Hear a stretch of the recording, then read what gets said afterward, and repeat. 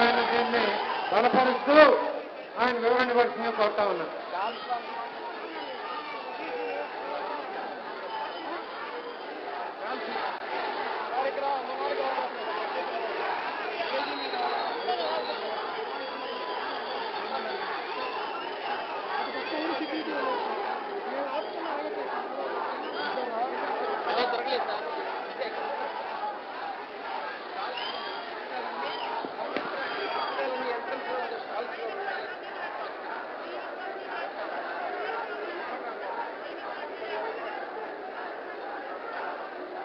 ఈ పుస్తకాలన్నీ మీరు బయటికి వెళ్ళేటప్పుడు అన్ని స్టాల్స్ లో అక్కడ పెట్టున్నాయి.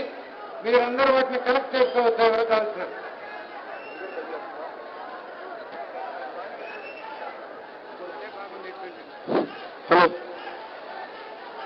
దయచేసి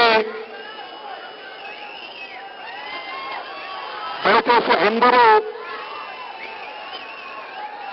కూర్చుంటే ఒక 5-10 నిమిషాల పాటు ఇప్పుడు మన ప్రీతమ నాయకులు జగన్మోహన్ రెడ్డి గారు ఆవిష్కరించినటువంటి ఎంపరర్ ఆఫ్ కరప్షన్ అనే పుస్తకం మీద కొంత వివరణ ఇవ్వడానికి నేను ప్రయత్నం చేస్తాను.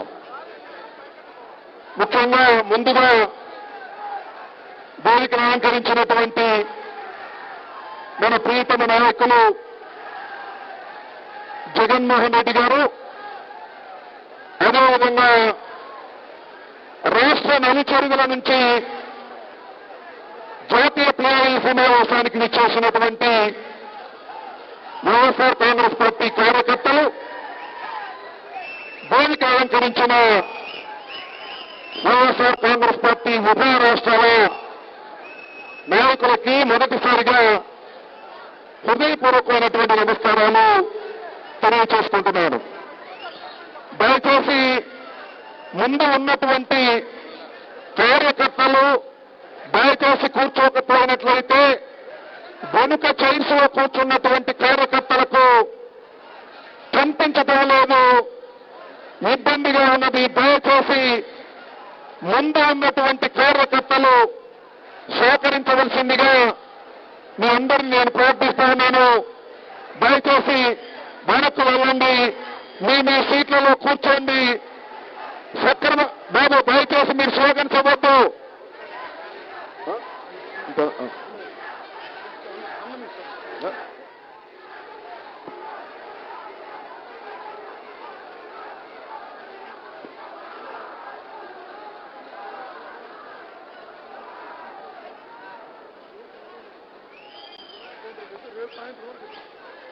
సోదరులారా,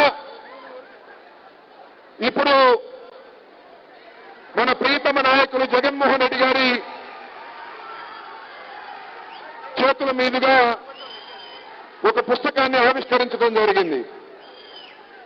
ఆ పుస్తకం ఎంపరర్ ఆఫ్ ది కరప్షన్, అంటే అవినీతి చక్రవర్తి. ఎవరయ్యా అవినీతి చక్రవర్తి అంటే నేను మీకు ప్రత్యేకంగా చెప్పవలసినటువంటి అవసరం లేదు. ఈ రాష్ట్రాన్ని 3 సంవత్సరాల పాటు నుంచి పరిపాలన చేస్తున్నటువంటి ఈ రాష్ట్ర ముఖ్యమంత్రి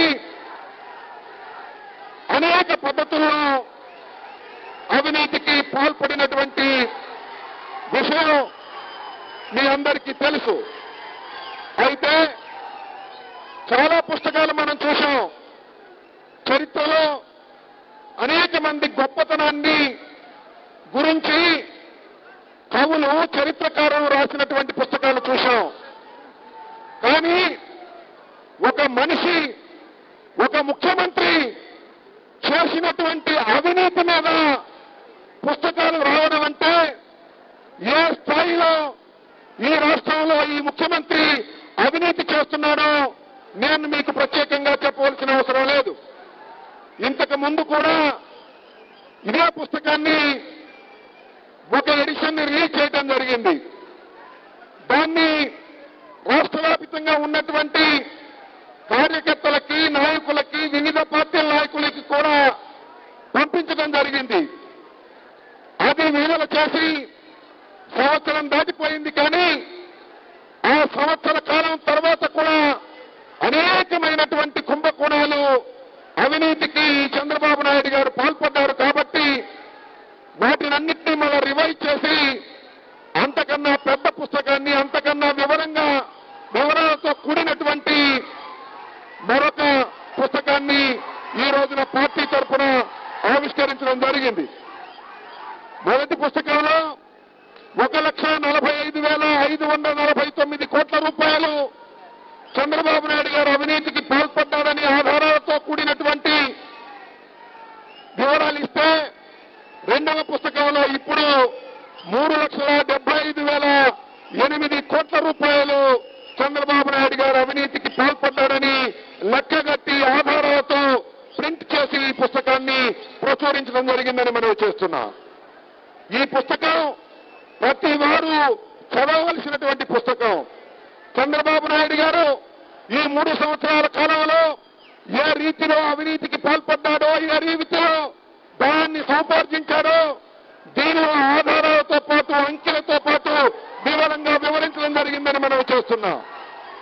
దాన్ని వైఎస్ఆర్ కాంగ్రెస్ పార్టీ ప్రతి కార్యకర్త కూడా చదివి దానిలో వివరాలు తెలుసుకుని ఎక్కడైతే ప్రజల మధ్యకు దీన్ని తీసుకువెళ్లవలసినటువంటి బాధ్యత మన వైఎస్ఆర్ కాంగ్రెస్ పార్టీ కార్యకర్తలకు ఉన్నదని మనం చేస్తున్నాం. మీ అందరికీ ఒక్క విషయాన్ని గుర్తు చేస్తాను.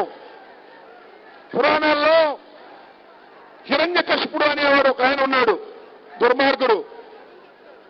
ప్రహ్లాదుణ్ణి ఆయన అడుగుతాడు, ఏం ప్రహ్లాదా, మీ హరి ఎక్కడున్నాడు అని. అప్పుడు ప్రహ్లాదుడు ఒక మాట చెప్తాడు, హరి ఎక్కడున్నాడని అడుగుతున్నావా? ఇందుగలడు అందులేడని సందేహము వలదు, ఎందందు వెతికినా అందందు కలడు, హరి సర్వోపగతుండు అని ఒక మంచి మాట చెప్తాడు. దాన్ని వాళ్ళ మనం అన్వయించుకుంటే అవినీతి ఎక్కడ ఉంది అంటే ఇందు గలదు అందు లేదు అని సందేహము వలదు. ఈ రాష్ట్రంలో ఎందందు వెతికినా అవినీతిమయం రాయిలోను, రప్పలోను, ఇసుకలోను, మట్టిలోను, సిమెంటులోను, ప్రాజెక్టులలోను ఎక్కడ చూసినా అవినీతి, అవినీతి, అవినీతి. సర్వాంతరయామిగా అవినీతి వ్యాపించి ఉన్నటువంటి దశ ఇవాళ చంద్రబాబు నాయుడు గారి పాలనలో కనిపిస్తా ఉన్నది. చంద్రబాబు నాయుడు గారు పరిపాలన చేసేయడం కొత్త కాదు. ఇంతకు ముందు కూడా చంద్రబాబు నాయుడు గారు ఉమ్మడి రాష్ట్రాన్ని 9 సంవత్సరాల పరిపాలన చేశారు. ఆ 9 సంవత్సరాల కాలంలో కూడా చంద్రబాబు నాయుడు గారు ఈ సందర్భంగా నేను మనవి చేస్తున్నా, హైటెక్ సిటీ అనే దాన్ని ఒకటి కట్టడానికి నిర్ణయించుకొని ఆ హైటెక్ సిటీ కట్టేటటువంటి ప్రాంతాన్ని ముందుగా అనౌన్స్ చేయకోకుండా ఆ ప్రాంతంలో మాగంటి మురళీమోహన్ గారికి ఒప్పందించి ఆ ప్రాంతంలో 100 ఎకరాలు కొనుక్కున్న తర్వాత ఆ ప్రాంతంలో హైటెక్ సిటీ పెట్టి రియల్ ఎస్టేట్ చేసుకోవడానికి మాగంటి మురళీమోహన్ గారికి ఏ విధంగా ధనాన్ని, భూముల్ని దోచిపెట్టారో అదే పద్ధతుల్లో ఇవాళ రాజధాని వ్యవహారంలో కూడా చంద్రబాబు నాయుడు గారు వ్యవహరించారనే విషయాన్ని నేను మీకు ప్రత్యేకంగా చెప్పవలసిన అవసరం లేదు. ఎక్కడైతే తుళ్లూరు పరిసర ప్రాంతాల్లో రాజధాని నిర్ణయించుకున్నటువంటి సందర్భంలో దాన్ని రహస్యంగా పెట్టుకొని అదిగో ఇంకొక చోట రాజధాని నిర్మాణం చేస్తున్నామనేటువంటి లీకులిచ్చి ఈ ప్రాంతంలో చంద్రబాబు నాయుడు గారికి తాబేదారులుగా ఉన్నటువంటి మురళీమోహన్ లాంటి వారికి అనేక మందికి ఒప్పందించి, లోకేష్ బాబుకు సంబంధించినటువంటి మిత్రులకు ఒప్పందించి ఆ ప్రాంతంలో భూములన్నీ కూడా కొనిపించి ఆ తర్వాత అనౌన్స్ చేసి వేల లక్షల కోట్ల రూపాయలు దోచుకోవడానికి అవకాశం కల్పించి పెద్ద కుంభకోణాన్ని ఈ ప్రాంతంలో తీసుకొచ్చినటువంటి వ్యక్తి నారా చంద్రబాబు నాయుడు అని మనం చేస్తున్నాం. అంతేకాదు ఈ పుస్తకంలో చాలా వివరాలున్నాయి. 1 కాదు, 2 కాదు. మీకందరికీ తెలుసు, ఈ మధ్యన పోయిన సంవత్సరం వేసవి కాలంలో ప్రజలకు మజ్జిగ సరఫరా చేయాలని ప్రభుత్వం నిర్ణయించి 39 కోట్లు కేటాయించింది. ఈ 39 కోట్లు ఎక్కడికి పోయింది అంటే సాక్షాత్తు హెరిటేజ్ డిపార్ట్మెంట్ కి 39 కోట్లు కూడా ఇచ్చినటువంటి దాఖలాలు కనిపిస్తా ఉన్నాయి. ఈ విధంగా అన్ని చోట్ల చంద్రబాబు నాయుడు గారు చంద్రన్న కానుక అని పెట్టారు. ఆ కానుక కూడా తెలుగుదేశం కార్యకర్తలకు అప్పచెప్పి పుచ్చిపోయిన శనగలు, ఎండిపోయిన మిర్చి ఇలాంటి కార్యక్రమాలన్నీ చేసి సరఫరా చేసి వేల కోట్ల రూపాయలు, వందల కోట్ల రూపాయలు దోచుకున్నటువంటి వైనాన్ని కూడా దీనిలో పొందుపరచడం జరిగిందని మనం చూస్తున్నాం.